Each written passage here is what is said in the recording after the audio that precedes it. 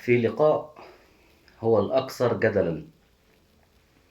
امبارح كان في ماتش الزمالك وسموحة. بصراحة شفنا حاجات ما شفناهاش في الكورة من سنة 1920. حاجات ما شفناهاش في الكورة من 1920.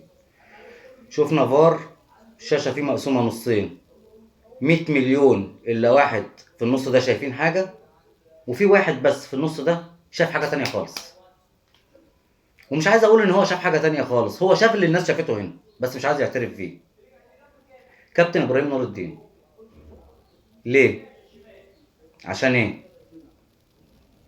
دلوقتي نقدر نقول بقلب جامد احنا عرفنا ليه كلاتنبرج اتهاجم واتطرد بره البلد دي.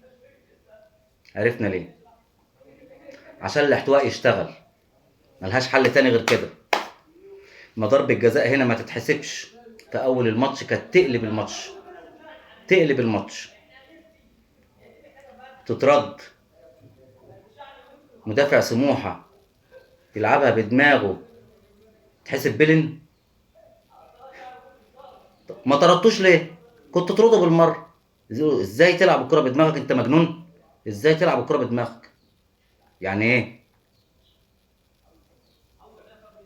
قمه التهريج في الكره المصريه، قمه التهريج. وحسبنا الله ونعم الوكيل.